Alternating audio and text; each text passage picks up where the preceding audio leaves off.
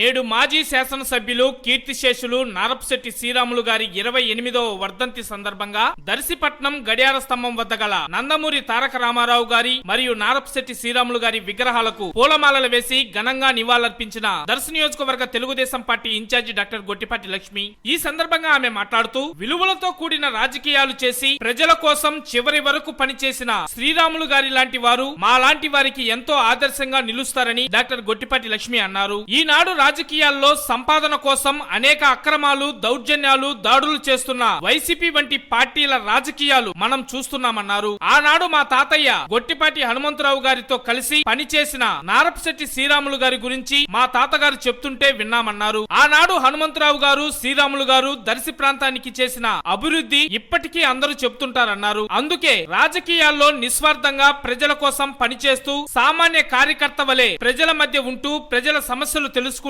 ప్రజల్లో తిరిగే శ్రీరాములు గారిని ఎలాంటి ఖర్చు లేకుండా ప్రజలు ఆనాడు 2 సార్లు శాసనసభ్యులుగా గెలిపించారన్నారు. శ్రీరాములు గారి అకాల మరణంతో ఆయన తనయుడైన పెద్దలు గౌరవనీయులు పాపారావు గారిని కూడా దర్శి నియోజకవర్గ శాసనసభ్యులుగా ప్రజలు ఆదరించారన్నారు. వారి స్ఫూర్తిని ఈనాటి తరం తీసుకొని కుల మతాలకు అతీతంగా, వర్గ వైషమ్యాలకు అతీతంగా అభివృద్ధి ఎజెండాగా ముఖ్యమంత్రి వర్యులు నారా చంద్రబాబు నాయుడు, ఉప ముఖ్యమంత్రి వర్యులు కొణిదెల పవన్ కళ్యాణ్ పెద్దల సహకారంతో కూటమి ప్రభుత్వంలో దర్శి ప్రాంతాన్ని అభివృద్ధి ప్రాంతంగా తీర్చిదిద్దగలిగినప్పుడే వారికి నిజమైన నివాళి అని చెప్తున్నా అన్నారు. ఈనాడు కులాలు, వర్గాలుగా నాయకులకు ముద్ర వేస్తూ అభివృద్ధికి ఆటంకం వేస్తున్నారన్నారు. అందుకే శ్రీరాములు గారి లాంటి మనసున్న మహారాజులు మనం గుర్తు తెచ్చుకోవాల్సిన అవసరం ఎంతైనా ఉందని ఆమె ఈ సందర్భంగా తెలిపారు. ఈ కార్యక్రమంలో వారితో పాటు మాజీ శాసనసభ్యులు నారపశెట్టి పాపారావు, టీడీపీ యువ నాయకులు డాక్టర్ కడియాల లలిత్ సాగర్, నియోజకవర్గంలోని పలువురు కూటమి నాయకులు, కార్యకర్తలు, అభిమానులు, మహిళలు తదితరులు అధిక సంఖ్యలో పాల్గొన్నారు.